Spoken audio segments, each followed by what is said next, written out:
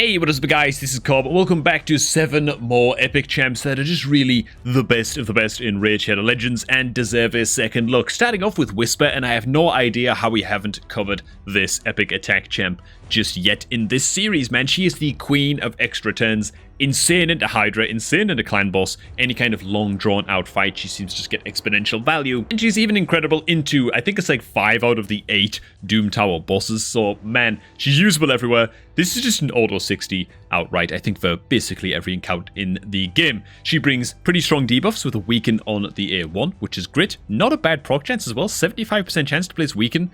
Pretty damn solid for an A1. On the A2, it's another single header. Attack one enemy, place a 50% increased attack buff and increase crit rate buff on this champion for 2 turns before attacking if the target has higher max HP than this champion. So she's really a boss killer style champ, which is further exemplified by a passive, by the way, but we'll get to that when we get to it. And it will ignore defense if the target is under a weaken debuff. So, yeah. Happy little bonus. 100% ignorance of defense. Never to be underestimated. This is where it gets crazy though, man. The kit so far, pretty saucy. This is where it just gets mental, right? The A3, attack one enemy 2 times, grant an extra turn if the target is under decreased defense and weaken debuffs, okay? So ideally, you put her in the correct team, they should always be under decreased defense and weakened debuffs, so you're always getting that extra turn on a double hitter. It is a 4-turn cooldown, but because you're getting that extra turn, it's really a 3-turn cooldown, right? Because it dials that cooldown down immediately, okay? Supplement this with the passive. Remember, this is a double hitter, right? Supplement this with the goddamn passive. Has a 10% chance of granting an extra turn whenever this champion lands a critical hit. Increases damage inflicted on bosses by 20%. So, yeah, really driving home that whole boss killer theme. But dude, the 10% chance of granting an extra turn whenever this champion lands a crit. You got a double hitter on the A3. That's a couple of crits right there as long as you're building her correctly. You're going to be proccing the hell out of this passive more than it seems on the surface. And especially so because this extra 10 on the A3 is going to be very reliable indeed. I've even seen folks put Whisper in a Relentless set, right? So you get an extra 10 off of the A3. You swing in, get that extra 10. That extra 10 can then proc the Relentless set, because every extra 10 you get can proc another extra 10 from something like Relentless, which is an 18% chance on that gear set proc. So that's 2 extra 10s right away. So you might already be swinging in, like, say, with the A3, the A2, and then the A1 or whatever. That's like 4 hits. So the chances are the passive is probably going to proc. Then it can proc the Relentless set again, and suddenly you're attacking it like 5 or 6 times, you know? To be, I mean, 4 or 5 times, I guess, is a bit more reliably going to happen. You're going to see that. It's not uncommon, is what I'm saying, okay? And she can really pile in the damage. Now, that said, she does need some accuracy, right? She's got a couple of, like, gear requirements, right? Where she needs the accuracy, almost a bit like Armature, in this case to be landing a weaken, and just like Armature as well, she needs that 100% crit, of course, to be getting as many procs as possible from her passive. So realistically, you're probably going to be putting in something like a Perception set, Cruel set, things like that, right? Couple of Perception for Cruel, that kind of thing. Relentless, though, does sound pretty hilarious. So if you can actually hit the stats with the Relentless set, and you feel like the damage isn't suffering too hard, maybe it's one to consider. Honestly, I haven't tried it myself, of course, so I don't know how much of just a meme that is, but there you go, man. That's Whisper. Well deserving of a place on this list. And alright, man, couple of promo codes, man. Just because I love all of y'all that much, okay? First promo code is GameLeap. If you haven't already, get GameLeap used. It'll get you 10 free experience brews, a free energy refill, and 100,000 silver.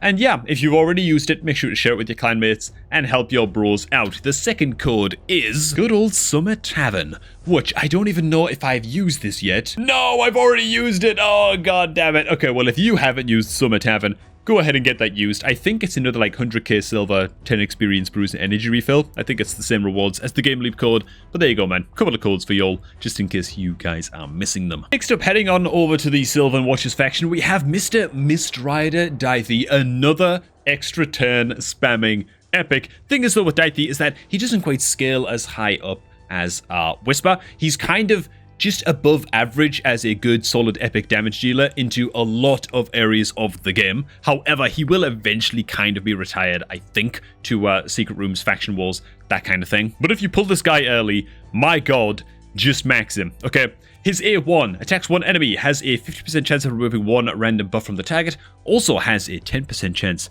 of getting this champion an extra turn, which is obviously great.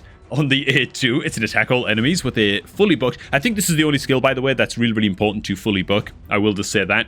Attacks all enemies, has a fully booked 100% chance of placing strong decreased defense for a couple of turns. Awesome. Okay, it's one of the most premium buffs in the game. Debuffs in the game.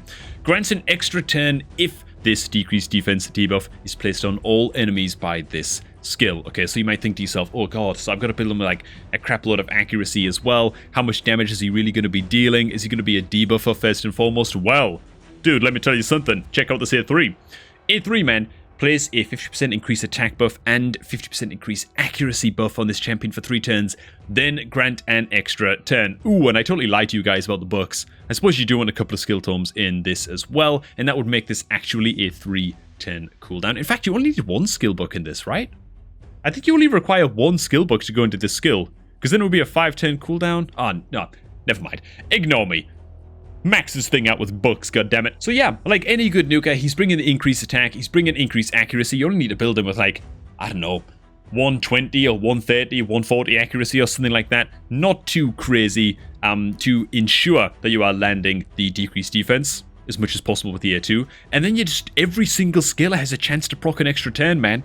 That's all it is. In fact, the A3 and the A2 are almost guaranteed to proc the extra turn, unless like block debuffs is up on the enemies or something. And then the A1 has that extra 10% chance. Again, relentless set, premium on Mistrider Daithi, and honestly, it's a bit more viable on him than it is on Whisper. And the reason for that is just the increased accuracy buff, right? Can't underestimate that. It just means that he doesn't have to lean so hard into things like perception gear and stuff. If you can find the accuracy elsewhere on his relentless pieces and still be able to hit like good crit numbers, good crit damage, that kind of thing, he's still going to have a great time. Dude, I love covering the Sylvan Watches champs. It feels like the Sylvan Watches have so many good rares and epics. I can't even tell you, man. They're so good, in fact, that I totally forgot that the next champ we're going to be covering here is going to be Ruella.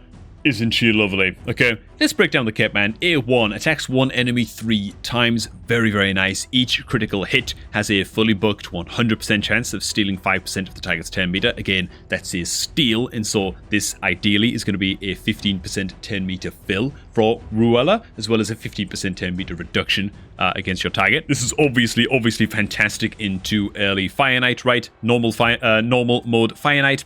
On the A2, it's an attack 1 enemy 3 times. Each hit with a fully booked, that's 70% chance of placing a decreased defense, weaken, and decrease speed debuff for 2 turns. Very, very nice stuff indeed. She's also pretty damn solid into early clan boss as well, mostly because of this debuff, right? Decreased defense you kind of need. Weaken, very, very good. But otherwise, once again, another great skill into Fire Knight with it being a triple hitter and applying the decreased speed. Really, really nice. You cover some good bases there.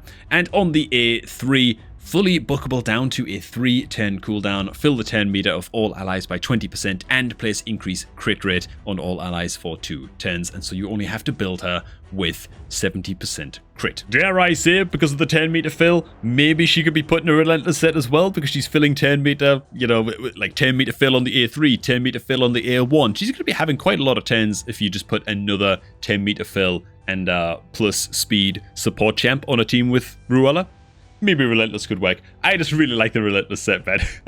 Realistically, you're probably looking at a whole lot of accuracy. So speed set, a couple of perception sets, that kind of thing. Probably going to be best for Ruella. She has, of course, 10 meter steal and a whole load of very, very important debuffs. So just making sure that you are accuracy capped and have as much speed as possible is going to be grand. And yeah, just a very, very kind of good catch-all epic. Again, this is another kind of epic that is just a dream to pull early on your account, because she kind of works everywhere and really, really excels in a couple of areas of the game, namely Fire Knight. Next up, time for an epic that I slept on for quite some time, and that is going to be Grizzled Jarl of the Dwarf faction. Very, very good into clan boss. Pretty damn solid into Spider as well, because he does bring a block debuffs, and honestly, just solid all around. Just good, sturdy, solid defense epic that can be used in almost everywhere in the game. He's not one of those epics that's like super exciting to me, at least, but you know what? We're going to cover him anyway, because he is one of the most solid ones for the dwarves that we haven't touched on yet. So the A1, attack 1 enemy, chance of placing heal reduction debuff for a couple of turns. Not bad. The A2 brings both a increased defense buff and a block debuffs buff on all allies for 1 turn. Very, very solid. Block debuffs obviously good into Spider as well. Not bad into Ice Golem. And on the A3, it's an attack all enemies, which is awesome and has a 100% chance. It does require quite a lot of skill books, by the way, though, to get this cooldown dialed down. So that might be a little bit of an impediment to some folks. But yeah, 100% chance of placing strong decreased attack debuff on all enemies for 2 turns and destroys each target's max HP by 30% of the damage inflicted. So decreased attack, big decreased defense, block debuffs, all of which are actually very, very good into clan boss as well. Throw that out there. But beside that, it feels like almost every team wants to have increased defense and decreased attack on all enemies, you know? So that's what I mean by this guy just kind of fitting into everything. But yeah, clan boss in particular, Spider, I guess, in particular, very, very solid. Next up of the Shadowkin faction, we have good old Suiren? Screw it. Something like that. I'd actually consider her to be one of the slightly more underrated style epics, particularly in Faction Wars, to be honest, primarily because I believe she's the only non-legendary Shadowkin champ, right? The only epic or below quality Shadowkin champ that actually brings strong version of decreased defense on all enemies. On the A3 in this case. I think for that reason alone, you're like soft guaranteeing that she's going to find value for you later on in things like Secret Rooms, Faction Wars, that kind of thing, where Shadowkin is, of course, going to be a requirement. She's also very, very solid into Clan Boss 2. So, the A1 attacks one enemy 2 times, each hit with a booked up 50% chance of placing strong poison debuff for 2 turns. Very, very nice. Attacks one enemy 2 times on the A2, so a couple of single hitters. Each hit has a 70% chance of placing weaken debuff for 2 turns, so quite reliable, not 100% reliable. Of course, it is going to miss every now and then, but being able to maintain weaken against clan boss, very, very nice indeed. And yeah, the decreased defense we have already covered. Solid into dragon as well, particularly solid into clan boss, very, very good as a Faction Wars epic. As for gear, you're probably just looking at speed, perception gear, right? Landing her debuffs is obviously absolutely key to her kit. Every single one of her skills lands a very, very important debuff indeed, particularly against clan boss. If you can slam her in a relentless set, clan boss fights going for a long, long time, you're very, very likely to actually get a good, solid amount of procs from a relentless set and just keep these buffs cycling, man. You can't stack too many poisons. Well, actually, you can stack too many poisons, but it's unlikely you're going to stack too many poisons because she's also applying so many other important debuffs as well. That said, you can also build Suiren as a nuker with like some savage, lethal, that kind of thing, and build her that way. She just have some pretty good modifiers on the A2 and A3 in particular, so that is a path that you can go down. Would I recommend that? Have I seen, you know, a crazy amount of videos on YouTube of people popping off with Suiren being a crazy, crazy nuker? Not really, okay? I don't think I'd recommend it. I think her debuffs are just important enough, and that would be my choice of role for Suiren, right? Next up we have he of the small face, also known as Klodd Beastfeeder. I think more people know him as Klodd. This guy, pretty solid going into Dragon, Ice Golem, Clan Boss, mostly because of his ability to decrease crit rate on the enemy, with a 50% chance, fully booked, of placing decreased crit rate on the A1. Pretty damn solid stuff. He brings a lot of survivability to the squad as well, with a place a shield buff on all allies equal to 20% of this champ's max HP for 2 turns on his A2. This is bookable down to a 3-turn cooldown. Very, very nice indeed. Of course, we're going to be building this guy with a solid amount of max HP as well, just to really bolster the health of these shields and get max value from them. And on the A3, place a strong increased speed buff and increased accuracy buff on all allies for 2 turns, which is kind of just good everywhere, right? Both of these buffs, in fact. And ooh, would you look at that? He's almost got like the light edition, or like the Wish.com edition of Seal of the Drakes' passive. Heals the ally with the lowest HP by 10% of the max HP at the start of this champion's turn. So it doesn't heal everybody, just a little bit of extra healing. Not bad. So yeah, again, the A1 decreasing crit rate like this against very, very particular bosses like Ice Golem, like Clan Boss, where you don't just want to get randomly one-shotted before your time has come. By just a rogue wave, right? A rogue crit. Very, very nice indeed. And of course, the shield can also help him scale up to help you out into Doom Tower bosses, namely, of course, Scarab King, where having constant shields active is going to be imperative. And when it comes to gearing up Klodd, of course, you want enough accuracy to be landing this decreased crit rate debuff.